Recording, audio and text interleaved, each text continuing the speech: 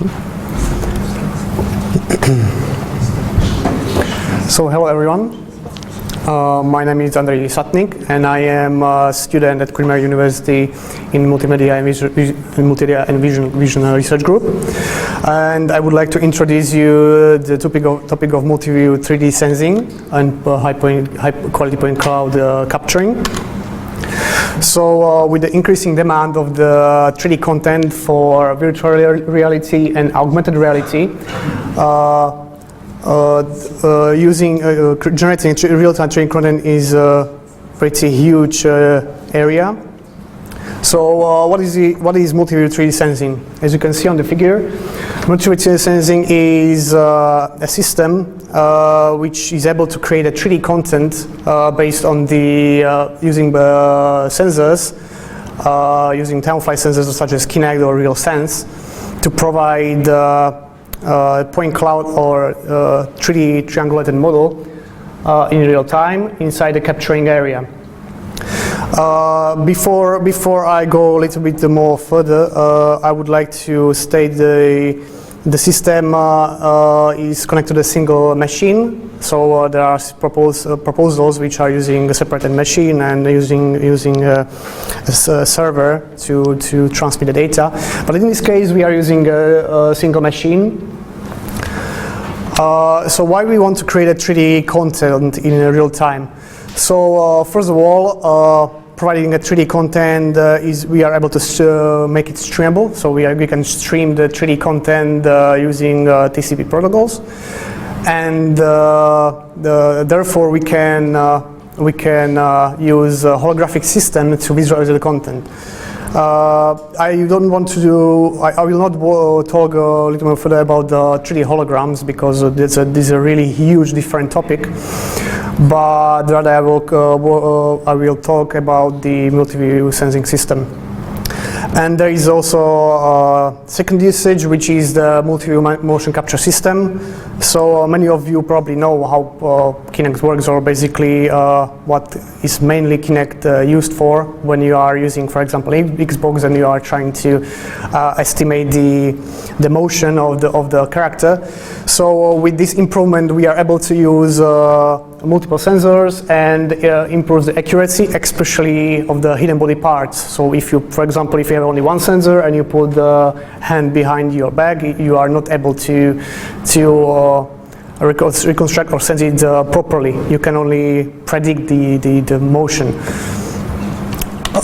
So this is how it looks, the Multiview sensing system.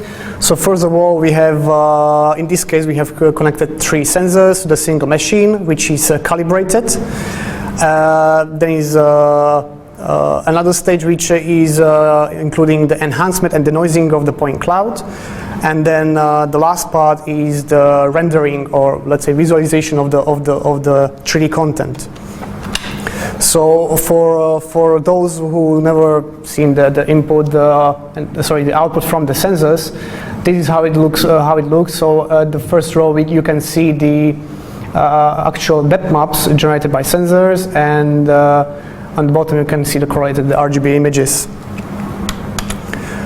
So the first step is the calibration. It's pretty straightforward task when you're using planar pattern and you're trying to, based on the detection of the points for each sensor, you can estimate the rotation metric and translation vector. There is only slight improvement when you can use different algorithms such as ICP, which is iterative closest point cloud, which might be more accurate if you are working with a point cloud which has overlapping regions. Or you can use detected points from a chessboard as in the image, and then convert it to the 3D point cloud representation. When you estimate the 3D points in 3D space, then you can use a single variable decomposition to estimate the rotation and translation. What's then the difference between the classic Zhang calibration and this calibration?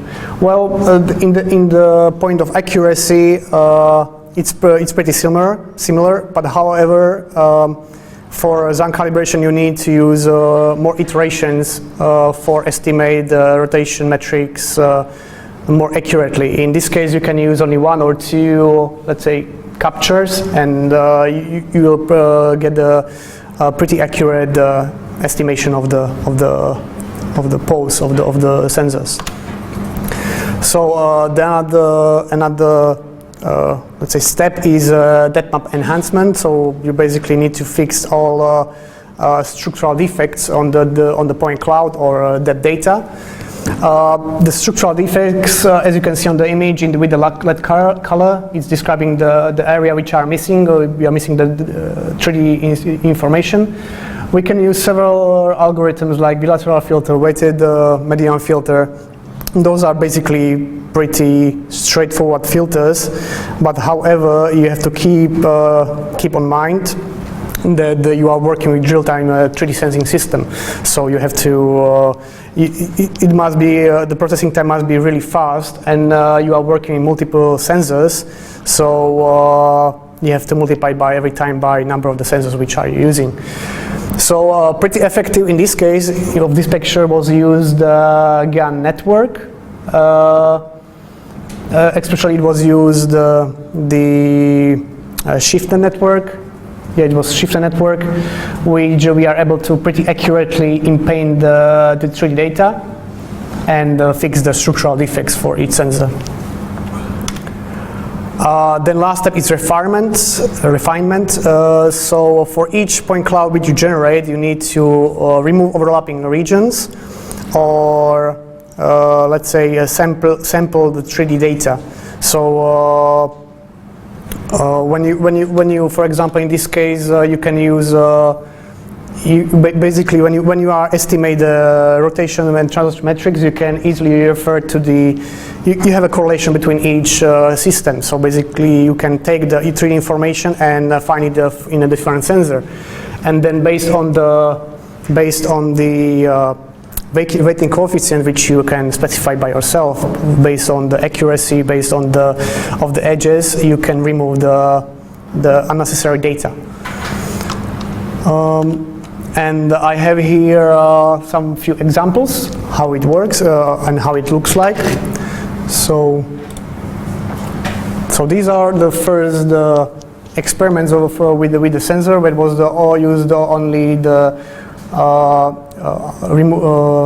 radius outlier removal, which removes the outliers from the point cloud, and the weighted median filter.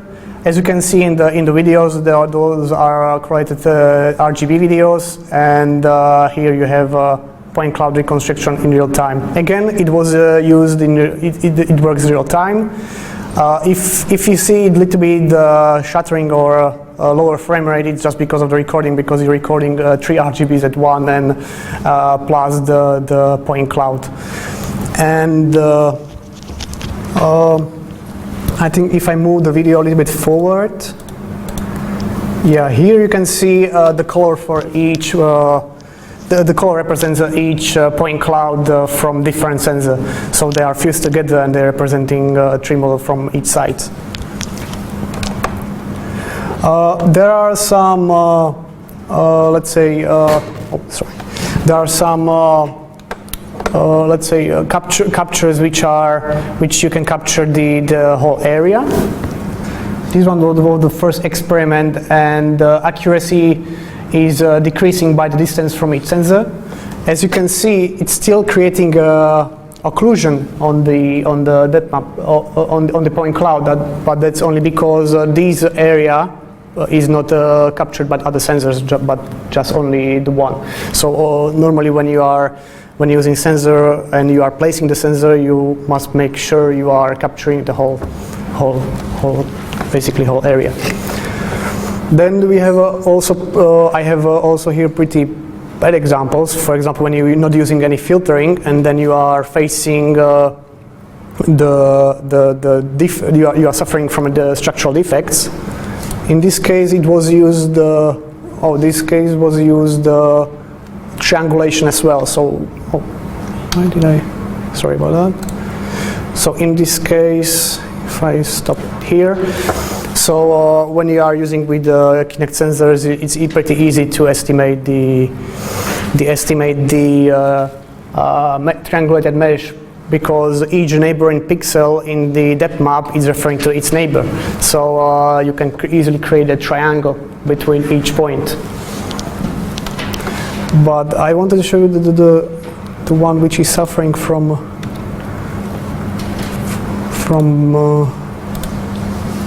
for example, you can still see why is it? Sorry about that. Oh. Okay, so I'll move on. If you want to see more examples, just don't hesitate to ask me. Slideshow for current site. Okay, so here I have evaluation of the basic filtering approaches for each sensor. I have to mention all these filters these filters are programmed in the CUDA using GTX 770. So another task is to create a system which is not only real time but is available to everyone, so using low-cost hardware and not the most expensive GPU cards.